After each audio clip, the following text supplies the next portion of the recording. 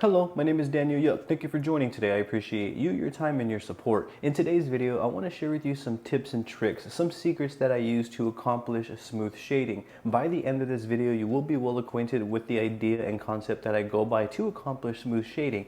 However, should you have any questions at all, I encourage you to drop a comment down below and I'm going to do my best to assist you in the best possible direction. Please don't forget to subscribe to my YouTube channel and ring that bell for me, as I will be bringing more videos like this for you all. I do also have social medias under the same name as this YouTube. I have Facebook, Instagram, X, and TikTok, all under Daniel Yuck. I would appreciate the support over there as well. With that being said, let's get right on into this. First and foremost, let's start here. When it comes to accomplishing smooth stipple shading, I feel like it's very important to note that the idea of stipple shading could be applied with any single needle, whether we're using a 3-round liner, 5, 7, 9-round liner. Even if we're using round shaders, we can still use the same technique that I'm going to be sharing, or same techniques rather, and approaches that I'm going to be sharing with you in this video. We can apply that to pretty much any needle that we'd like. So if you are curious if stipple shading only applies to smaller needles, I would say no. I would say feel free to explore the different options and ranges of needles that you have available to you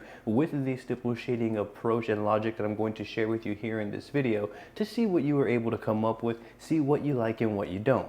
I'm going to list off some fundamentals that I go by when it comes to applying smooth shading, and then I'm going to demonstrate real time so that way we can get a better understanding. But number one, I feel like when it comes to smooth stipple shading, our ink that we are using really does have an impact on the overall readability of our shades. So let's say if we're going to be using straight black, then we have to have a good technique to not go too dark and saturate different areas. We're also going to need varying tones, which may be hard to accomplish with straight black ink. So first and foremost, you may want to get an ink that you are comfortable with, whether it's making a gray wash of your own or a pre-made gray wash set. Having a good ink that we are comfortable with and we are able to anticipate the results is definitely, for me, a big fundamental to getting smooth shading. I have to anticipate the results of the ink that I'm using before I even apply it. So this helps me figure out and map out the shading by being able to anticipate the different tones and behavior of the ink that I am specifically using. So the ink is not something that we want to overlook. Get a good gray wash system that you are comfortable with, and get a good ink that you are comfortable with, so that way you can get the best results by anticipating the behavior.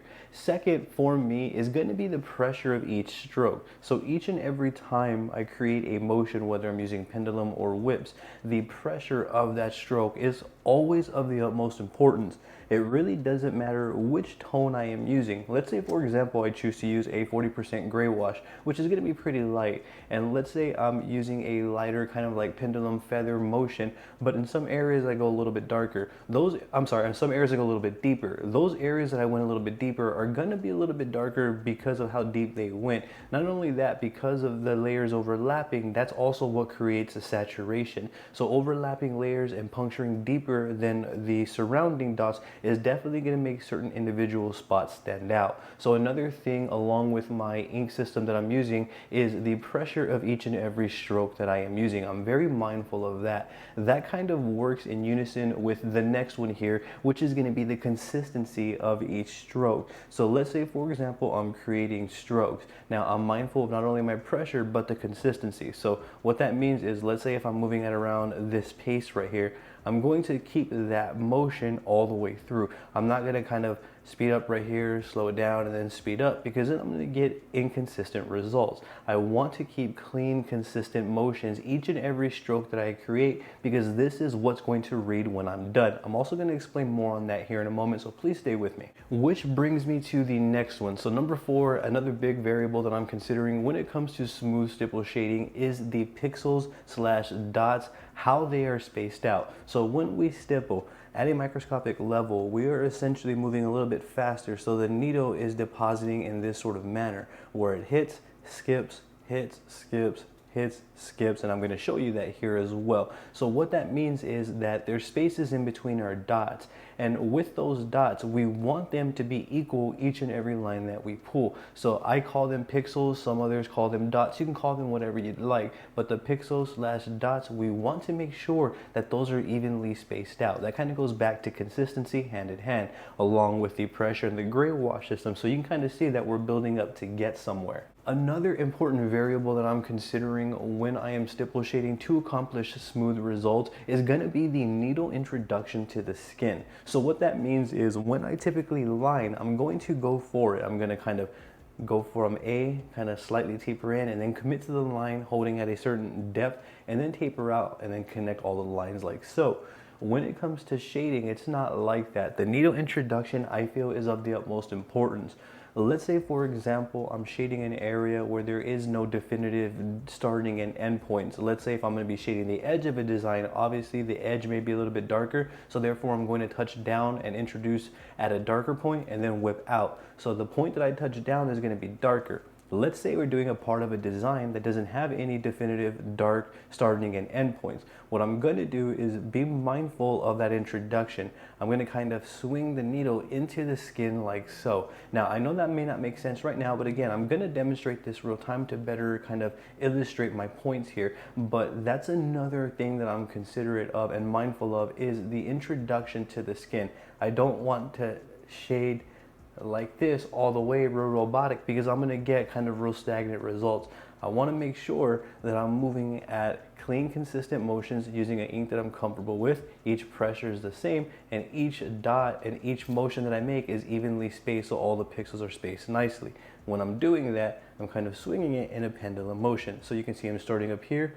I strike the skin and then bring it out. I come up here, strike the skin, bring it out. And again, I know this may not make a lot of sense, but I'll demonstrate with the needle here shortly. A few more variables that I'm considering that really do impact smooth shading, at least for stipple shading, is going to be layers. What I do is I like to use that light sort of pressure so that way I can build up to the gradients that I am looking for.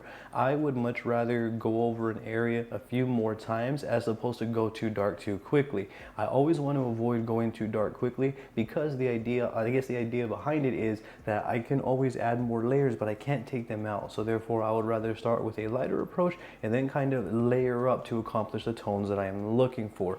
Which brings me into another point, another variable is going to be cross hatching. I also utilize cross hatching to kind of smooth things out, especially in larger areas. Sometimes when we lay down the first couple of layers, they kind of do seem a little bit choppy or they could seem a little bit out of a place. So cross hatching really does help to define and smooth things out. Another variable that I would consider, this will be the last one that I'm really considering, is the needle size that I'm using. So depending on the design is really going to determine the needle that I'm using. Let's say if I'm going to be doing a smaller hand tattoo, I don't mind using a small fine 3-round liner. Let's say if I'm going to be applying stipple shading to like a sort of back tattoo because shading, stipple shading is my preference of shading. Well, for that I may end up going with like a 7-round liner, 9-round liner, something a little bit more to cover more ground. You get the idea. So again, it really just depends on the design that I'm going to be doing that's going to determine the needle that I'm using. What I would recommend is to use a needle size that you're comfortable with. If you're a beginner, you may not be comfortable using a 3-round liner, which is going to kind of penetrate through skin and cut it open easily. So therefore, try something like a 5 or 7-round liner. The idea is to get comfortable with the other techniques or the other variables that I was mentioning before we get comfortable with using smaller line weights. I would recommend going that route. You can take the route that you like that feels more natural to you though. It's very important to note that in this video and all of my videos, I'm not saying these things in terms of this is the only way to do things, this is how you should do things. This is just the logic and thought process that I take to accomplish my goals here with my tattooing style. Now you can kind of take what you would like and leave what you don't. Quick recap, we're going to want to be mindful of the ink Greywash system that we are using. We're going to want to be mindful of the pressure of each and every stroke. We're going to want to be mindful of the consistency, and we're going to want to space the dots/pixels out evenly. We're also going to want to be mindful of our needle introduction, use layers and cross hatching to accomplish smoother shades. Now, let's switch over to a different angle so that way we can demonstrate these variables here. When it comes to stipple shading, my needle preference size is going to be a 3-round liner all the way. I typically naturally gravitate towards a 3-round liner simply because of the results. Me personally, I like to kind of use a, let's say 00, even bug pin 3-round liners. I've used as far as, I believe it was going to be a 04 or a 06 3-round liner, and I got really smooth results. So this is going to be personal preference. For this demonstration, I'm going to be using this Rain 003 round liner to get my points across here. I would, again, encourage you to use what you are comfortable with. If you don't have any 3-round liners available, or if you're just simply not comfortable with these, then I would encourage you to probably use maybe a 5 or a 7-round liner. I'm going to be using an OG Produce tattoo machine. I don't know the name off the top, but I will go ahead and leave my Amazon affiliate and other affiliate links for you to the gear featured in this video in case you want to check it out on your end. Now, I'm going to be demonstrating my points here at 5 volts, and I'm going to hang my needle out around maybe there, somewhere around there. I hope you can see that right there. I'll go ahead and zoom in to give you a better look. I'm going to use that needle depth right there, run at 5 volts. Please remember that this isn't by any means the only or the right way to go about doing this. This is just simply the approach that I take to accomplish the results that I want to accomplish. So I'm going to start with the pressure of each stroke. Now, I'm not going to get too much into inks or needles because that's pretty straightforward. Now, everyone's comfortable with different inks, so I encourage you to use the inks that you're comfortable with. Same thing for the needles. Use the needles that you are comfortable with. I am going to demonstrate more the technical approach here. So I kind of want to demonstrate how different amounts or how different pressures affect the overall read of a shade. So I'm going to start right here, and I'm going to use a pretty heavy pressure, so you can see I'm going over it, and I'm not really light on it. You can hear that the needle is working the skin. So this is simply whip motions right here. You can see that I have a dark definitive point and it's whipping out this way, gradually getting lighter. That right there is whip motions. There were no pendulum motions or anything involved. You can see that the point that I touched down is a lot darker than the overall areas. Now that is with me touching down at one pressure like that all the way through. Now if I use a different pressure, I should get similar transition results in terms of shading, but a lighter tone. So allow me to demonstrate that. I'm going to use a lighter hit here, and you can hear the sound does change a little bit. And for a lighter hit, I may even have to go over it a few times to kind of help catch up to a darker tone. And you can see that even after that one pass of using just the very tips of the needles, it's tremendously lighter. One more. Let me go ahead and remove and see what we're working with. So that's 2 passes with different pressures, and you can see that this one is still tremendously lighter than this one. Even if I were to stay at this pressure and kind of keep working up here, we're still gonna stay on the lighter side because of that pressure. So the point when the needle touches down is creating the darkest point. So that's what you want to be mindful of. Determine where you need those darkest points and where you don't, and then fluctuate pressures to get varying tones. That's how I would go about that. So that right there is kind of using different pressures in a nutshell. So you can see more harder of a pressure leaves a more aggressive saturation, and more lighter mindful hand movements leaves a lighter tone there. And I can work this area up and up and up because this is causing minimal damage to the skin. So developing this technique where you're using just the very edges of the needle tips can help you really get to the tones that you were looking for and really help you make better choices along the way, as it does require a little bit more patience and time. I do feel like pressures are very important. Keep in mind, if I'm using like a 20% Greywash, and this is also going to reflect that sort of tone. Right now I'm using straight black mummy tattoo triple black ink to demonstrate these points. That's why I didn't really want to get too much into the ink, because that's really subjective. I'll go ahead and make more videos talking more about gray washes. But for now, you can see that varying pressures has a very big impact on our overall tones. So if I were to go back over this one with the same amount of pressure that I've been using, you're going to see even after one pass there, we jumped many shades darker than these right here. So that's something to consider, the pressure when we are applying stipple shading. Now, these other ones right here could help us accomplish smooth shading. Let's say if you're familiar with needle depth and pressures and all of that, and that's not the issue, then we may be experiencing sort of inconsistencies or issues here in these areas. So for example, the consistency of each stroke. So let me kind of make a movement here. So I'm gonna navigate from point A to B. And you can see that within that movement, there is a series of dots here. I'm going to go ahead and do another one next to it. And then I'm going to kind of repeat this a few times, and then I'm going to wipe away. And we're going to take a look at the consistency of each stroke and dot placement. So you can see the dots right here are starting to blend together. However, there's still some inconsistencies which are causing these adversities here. So you can see that this right here is too far spaced. So therefore you would have to kind of go back here, here, and here. You get the idea, and kind of manually fill in those areas. That's the idea of consistency for each stroke. You want to be as consistent as you possibly can. So for example, if you're going to be shading an edge, you kind of want to imagine where the imaginary edge line is that you're not going to go past. And then you want to practice making each stroke as consistent as you can to the neighboring line that you just created. Now, obviously this isn't perfect, but that's the concept. And then when you wipe away, you can see that they are very similar. Although they aren't identical, they are similar enough to create a shade and a transition. And that is, I feel, a good starting point. So the consistency of each stroke is very important. So you can kind of see here that the dots aren't identical. Let me try this again. So I'm going to kind of imagine that imaginary line. And you can see that each stroke I make, I don't slow it down, speed it up. I'm not doing any of that. I'm kind of keeping it the same. Allow me to show you what it would look like if I was using that technique. So you can see that off the bat, we are getting sparse, sporadic dot placements. These right here are more tight and grouped together, while these are more sparse and sporadic. Now, depending on the texture that you are looking for is going to determine the motions and, choices that you're going to be making. Meaning, if you have faster hand movements for more sparse, sporadic dot placements, then you can go ahead and do that. But if you want really tight dots and really structured dots, then you're going to want to move at a slower, consistent pace. You get the idea behind that. But you can see, though, that fluctuating hand speeds and being inconsistent does impact the shading as well.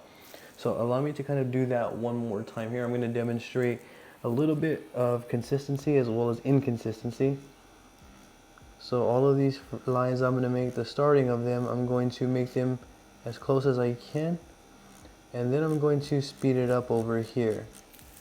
Now, it's not to say that either of these are necessarily wrong. It's just mixing them two and not knowing that we're mixing them is where we can go wrong, because you can see the results right here are reading far different from this. So if this was all one part of, like, for example, a rose petal, then this is going to look patchy. When we read it from afar, the area that's shaded right here is going to probably come out a little bit patchy, darker. You get the more blotchy. You get the idea. That's how we end up with blotchy, sort of patchy shading, because of those inconsistent strokes.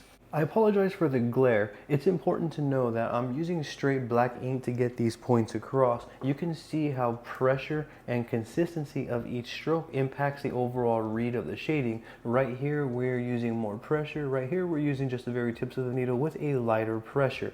Now right here you can see that we're using more consistent strokes, where over here on this one we started with consistent strokes and then we were inconsistent the rest of the way, and you can see the dramatic differences. Same thing with right here. Right here we started with more consistent strokes because the dots line up a little bit better versus this side over here. So this is pressure and this is consistency of each stroke. Allow me to go ahead and demonstrate the dots being spaced out unevenly. Now, when it comes to the dots being spaced out unevenly, that's kind of going to be neighboring with the consistency of each stroke. This is going to come down to the speed of the hand movements that we are making. So let's say, for example, if I'm starting off at that hand speed, then if I'm going to want a clean shade, I have to remain at a very similar hand speed, like so, in order for me to get a smooth read or a shading that reads clean. Let me show you here. So you can see from there I can go ahead and begin to layer up. Now each dot, if we take a look, is spaced evenly, almost so much so that this even created a liner here almost because of how evenly I'm spacing the dots. Now one great sure way to get uneven spaced dots is to move at different hand speeds. So again, let's say if I'm going to start at that hand speed, then I'm going to want to remain at that hand speed, because If I pick it up, then the dots are going to come out at a different spacing, which is going to give the shading a different look. Keep in mind, if this area is supposed to be all shaded together, this is where we start getting patchy shading. But you can see that these dots are creating a more smoother finish, where these dots are more sparse and sporadic. Even if I were to go back over it a few times, the same way that I did with the other one, but just moving at a very quick manner, you can see how none of the shading right here beyond this line over here to the right of that line makes sense. That right there is a good example of spacing the pixel and dots out correctly in a manner that the shading reads nice and clean. Now, another important variable that we're going to want to consider is the introduction from needle to skin. So what that means, and I know that sounds a little off, but kind of bear with me here. What that means is, for example, you can see all of this time here I was demonstrating with the introduction where I put the needle down and then whip out like so. Well, that is something that we want to be mindful of. Let's say there's an area that doesn't require any definitive hard edge like that. Then what I'm going to want to do is be mindful of that introduction. So instead of dropping and then whipping out, I'm going to bring the needle like this in a back and forth motion. And this is going to kind of create an overall shade where there is no definitive start or end point on either end. It should just kind of look like a sort of gradient. Now, depending on where I want it to be darker, I would just simply go over it with a little bit more layers to kind of saturate and darken that area. But you can see that I'm using sort of pendulum motions, and the introduction isn't that of the others. So you can see here that there is no definitive starting or ending point. You can see just the dot where I was demonstrating a little bit ago is there, but nothing else. And then from here is where that layers comes in. So this is essentially the first layer of this shading area. And then what I'm going to do is kind of continue using back and forth motions, so you can see that there's no definitive starting or ending points.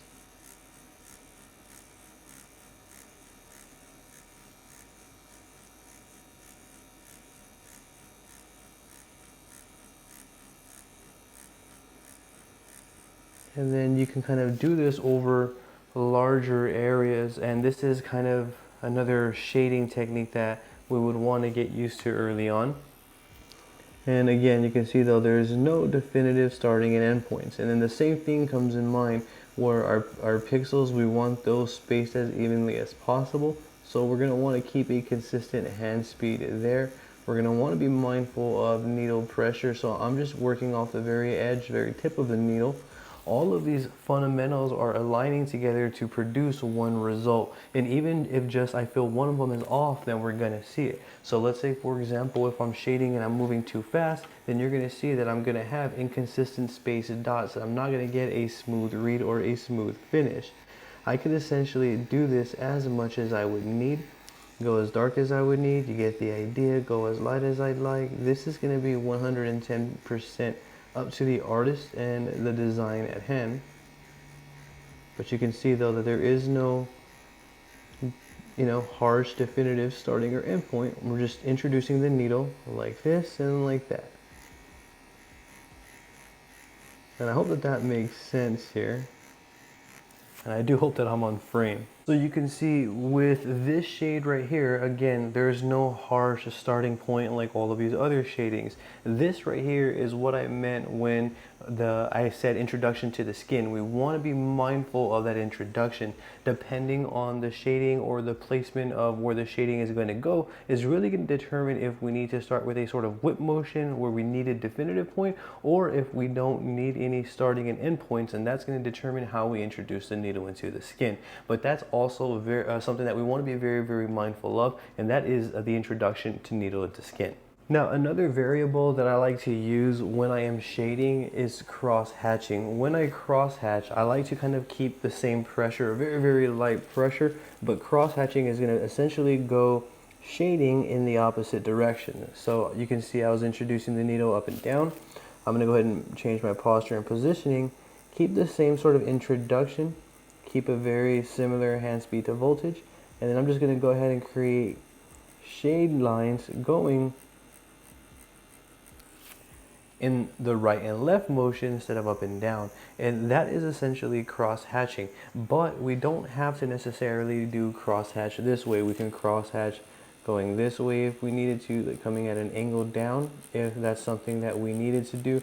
Cross hatching can be used as needed, but basically the idea how I look at cross hatching is basically shading over an area that's been has been shaded in a different direction to kind of, you know, smooth things out or even darken an area. That is another variable that we're going to want to get comfortable with early on. So you can see I am using very light back and forth pendulum motions with a very, very soft introduction. Soft introduction is going to leave a lighter starting and end point. Harder introduction is going to be more definitive and dark. And you can kind of see that this would just be a repetitive process of over and over and over applying each individual pixel until you are happy with the results that you've yielded.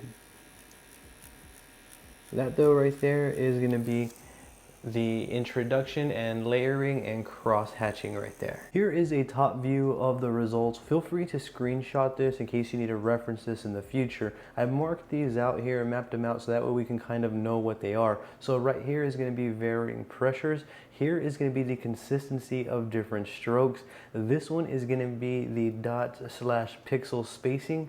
That's also going to be the dot/pixel spacing along with this one right here. This one is going to be for the needle introduction, the layering, and cross hatching as well. So that right there are what those initials stand for. You can see though that just with these minor changes, how tremendously it impacts the overall read. So you can see how we introduce our needle into the skin is very important, whether we're, you know, touching down and then whipping out, or if we're introducing with a sort of pendulum motion. Just know that that is going to impact the final read. Also keep in mind that the hand speed that we are using is going to determine how far spaced out each and every single dot is. So where you start, be mindful of that and kind of go based off of the first few lines that you do. Try to stay within that ballpark because that's what naturally came to you. Don't be too quick, don't move too slow. You do want to find a nice medium, but you can see how the consistency of each stroke is important, how it does create the effect and spaces of each individual pixel/dot. If you are experiencing any of these adversities right here, then you may want to take a look at either the consistencies of each and every stroke that you're making along with the dot spacing. Now, if you're not happy with the overall tones, then you may want to adjust your ink gray wash system and your pressures that you are using along with your needle introduction.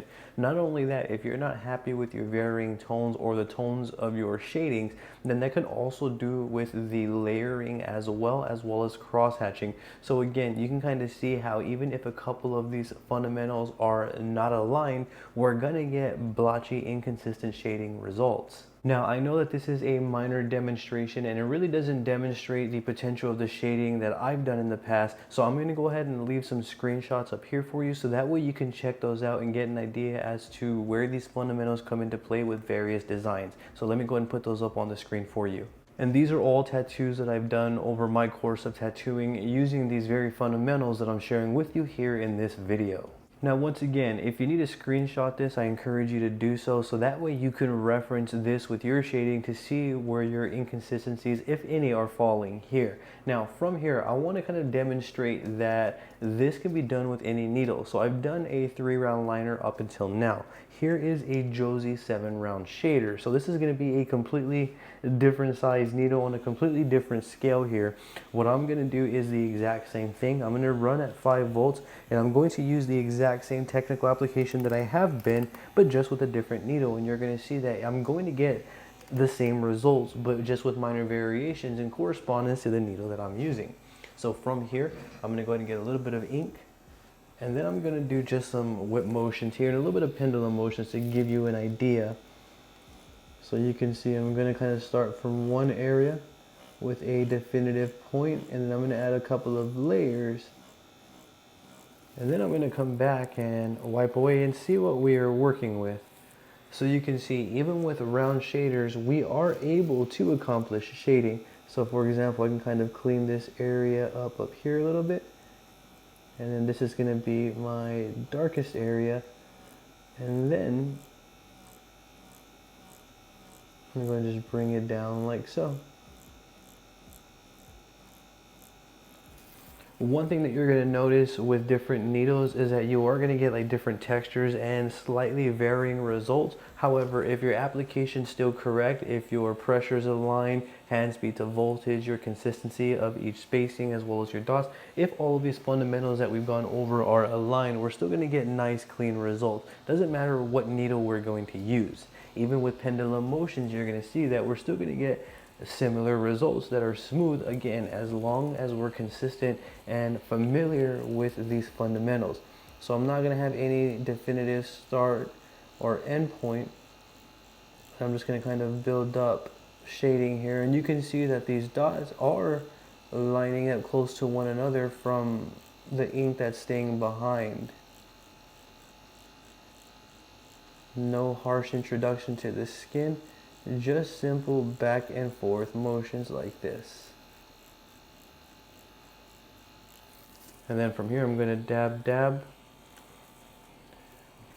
And you can see that that's the first layer right there. Keep in mind there's no start point or end point. It's just shading that we have here. And it's coming out not identical to 3-round liners, but very similar, but you're going to see that these techniques are still working even for a round shader. I typically use round shaders for lining. Don't really ever use round shaders for shading. This is probably one of the rare instances where I do use a round shader for shading, although now that I'm looking at the results, I can see myself using a round shader to like shade a large back tattoo or a larger area. So you can see though that I'm just doing back and forth motions with no harsh introduction, and I'm just layering up, getting shades here with a 7-round shader. So just remember that these rule of thumbs could essentially be applied to any needle that we choose to use, whether it's going to be a 3-round liner, 5-round shader, 111-round shader. You get the idea. We just kind of have to adjust to the corresponding needle size that we choose to jump to. That'll be it for this one right here. I feel like this is a great place to conclude this video. However, should you have any questions at all, I encourage you to drop a comment down below. I'm going to do my best to assist you in the best possible direction. Please don't forget to subscribe to my YouTube channel and ring that bell for me, as I will be bringing more videos like this for you all. I do also have social medias under the same name as my YouTube. I have Facebook, Instagram, X, and TikTok, all under Daniel Yuck. I would appreciate the support over there as well. With that being said, I thank you for your time and I appreciate you watching. You have a great day. Are you wanting to develop your tattooing skill sets? Now you can practice and develop anytime, any place with an assortment of tattooing workbooks that I've created. With these assorted tattooing workbooks, we can practice our basic lining all the way to advanced lining. We can practice shading, shading placement, dot work, textures, and more. All we are going to need is a tattoo workbook of mine. We can use a pencil, pen. We can even use a tattoo machine with a ballpoint cartridge to develop our tattooing abilities further. That means that we don't need tattoo ink, we don't need napkins or petroleum jelly to get to practicing. Simply open one of my tattooing workbooks and get going. It really is that easy. You can get your hands on one of my developmental tattooing assorted workbooks by simply clicking the links in my description or in the pinned comment section below, or navigating on over to Amazon.com, typing in Daniel Yuck, and you'll see all of the assorted tattoo workbooks that I've created come up. If you have an Amazon account, be sure to follow my Amazon author page as well, as I would greatly appreciate your support. Should you have any questions at all, drop them in the comment section down below. I will do my best to assist you in the best possible direction. With that being said, let's get right back into this video. Are you needing or wanting tattoo guidance? What about 4K high quality step-by-step follow along tattoo sessions? Or maybe one-on-one tattoo support to get answers to your questions that are specifically tailored to your wants and needs as the artist? You can now become a Patreon where you will gain access to high quality 4K exclusive step-by-step follow along tattoo sessions. I will be tattooing with you in a one-on-one step-by-step manner where I will be explaining what I am doing and why every step of the way. I will also be doing this in a high quality 4K format for your optimal viewing experience. On top of the one-on-one support and on top of the step-by-step tattoo session guidance, you will also gain access to exclusive tattoo stencils that you can download and place on your end to further develop your skill sets. I will leave a link for you in the description or in the pinned comment section below, or you can head on over to patreon.com/Daniel Yuck. When you become a Patreon, you will be getting one-on-one support where you can ask me as many questions as you'd like that are specifically tailored to your wants and needs as the artist. You will gain access to exclusive tattoo stencils that you can download and practice on your end. You'll also gain access to exclusive high quality 4K footage where I walk you through each and every tattoo session in a one-on-one step-by-step manner where I explain all the what's and whys along the way. Become a Patreon today. Thank you for your support in advance. I greatly appreciate you.